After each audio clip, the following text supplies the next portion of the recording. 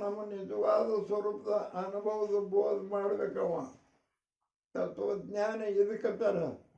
ಅಧ್ಯಾತ್ಮ ಅಂದ್ರೆ ಎದಕ್ಕೆ ಅನ್ಬೇಕು ಅಂದ್ರೆ ನಮ್ಮ ನಿಜವಾದ ಸ್ವರೂಪ ಏನದ ಅದು ತಿಳಿಸಿಕೊಡಂಥ ದಾತ, ಆ ತಿಳಿಸಿಕೊಡಂಥ ವಿಷಯ ಇದು ಅಧ್ಯಾತ್ಮ. ಅದಕ್ಕೆ ಮರಾಠಿದಾಗ ಹೇಳ್ತಾರೆ, ಜಲ ತತ್ವಜ್ಞಾನ ಕಳತ್ ನಹಿ, ಜಲ ಆತ್ಮಜ್ಞಾನ ಹೋತ್ ನಹಿ. ತಿಳಿತೇನ್ರಿ? ಅದ್ರ ಸಲಕ ನಾವು ಏನು ಮಾಡಬೇಕು ಅಂದ್ರೆ ತತ್ವಜ್ಞಾನವ ತಿಳಿಸ್ಕೊಡ್ಬೇಕು. ತತ್ವಜ್ಞಾನ ಅಂದರೆ ಕಾಣಿಸುವಂಥ ಪದಾರ್ಥ ಒಟ್ಟು 3 ಮಾತಿನ ವಿಚಾರ ಅಂತ ಹೇಳ್ಯಾರ ನಮ್ಮ ಮನೆಯಿಂದ ಸರಿ.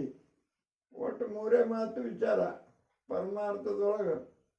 ನಾ ಯಾರು, ನನ್ನ ನಿಜವಾದ ಸ್ವರೂಪ ಏನು, ನಾವು ಒಂದೇ ಇದ್ದೇವೆ ಅನ್ನೋ ಬ್ಯಾರಿದ್ದೆವು. ಜೀವ ಬ್ರಹ್ಮ ಇವ ನಾ ಪರಹ. ಹಂಗದ, ಜೀವನೇ ಬ್ರಹ್ಮದಾನ. ಜೀವ ಎಲ್ಲಿವರೆಗೆ ಅನ್ಸುತ್ತಾನ ಅಂದ್ರೆ ಇವ ಮಹಾಕಾರಣ ಶರೀರಕ್ಕೆ ಹೋದ ಬಳಕ ಅಲ್ಲಿ ಜೀವನ ಮುಕ್ತ ಪುರುಷ, ಸ್ಥಿತಪ್ರಜ್ಞೆ ಪುರುಷ ಅಂತ ಅವನಿಗತ್ತಾರ. ಅಲ್ಲಿ ಹಂಗೆ ಅವ ಮುಂದೆ ಹೋಗ್ಬೇಕು. ಹ್ಯಾಂಗ ದಿನಾಲು ಅದೇ ಅನುಭವ ತೊಗೊಂಡೆ ತಿಳಿಯಿರಿ.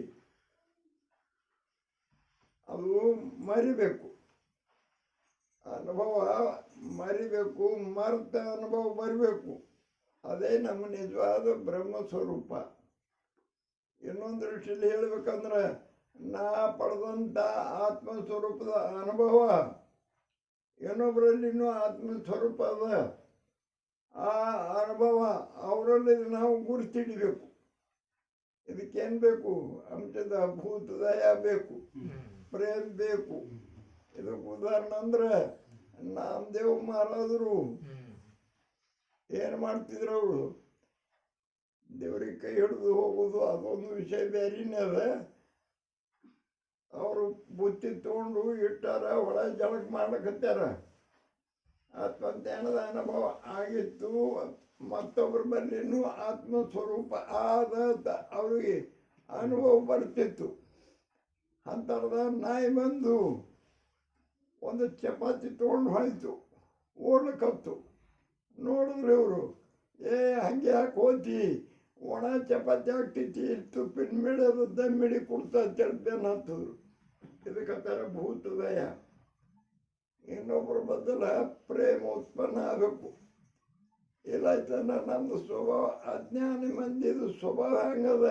ನೆರಮನೆ ಹೋಗಲಿ, ನಮಗೆ ಕರ ಕಟ್ಲಿಕ್ಕೆ ಹಿಂಬಾಗಲಿ. ಈ ಪೈಕಿ ನಾವು ಹೆಚ್ಚು ಮಂದಿ ಇದ್ದೆವು.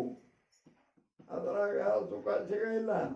ಜನ್ಮ ಮರಣ ಅನಂತದು, ಇದು ಯಾರಿಗೆ ತೆಪ್ಪ ಇಲ್ಲ. ಆತ್ಮಜ್ಞಾನದ ಅನುಭವ ತಗೊಂಡು ಮುಂದೆ ಹೋಗಿ ತನ್ನ ನಿಜವಾದ ಬ್ರಹ್ಮ ಸ್ವರೂಪದ ಅನುಭವ ತಗೋಬೇಕು. ಜೀವ ಬ್ರಹ್ಮ ಏಕತ್ವ, ಇದು ಖರೆ ತತ್ವಜ್ಞಾನ. ಅದು ಹೇಳೋರ ಬಾಯಲ್ಲಿ ನಾವು ಕೇಳಬೇಕು.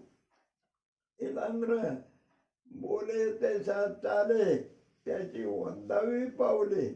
ಕಾಲು ಯಾರು ಬೀಳಬೇಕು, ಮಾತಾಡ್ದಂಗೆ ಅವನು ನಡೀತಾನೆ, ಅವನ ಕಾಲು ಬೀಳಬೇಕು. ಬೋಲನೆ ಏಕ आणि ಚಾಲನೆ ಏಕ. ಮಾತಾಡ್ತಾನೆ ಒಂದು, ಹಂಗೆ ನಡೆಯಂಗಿಲ್ಲ. ಅಂಥದ್ದು ಪಾವುನೇ त्याचे ಮೂಕ್ ಅಂದರು. ಬರೇ ಮೂತಿ ನೋಡಬೇಡದ ಅಂಥವಂದು. ಅವನ ಬಾಯಲ್ಲಿ ಕೇಳೋದರ ಧೂರೆ ಉಳಿತು.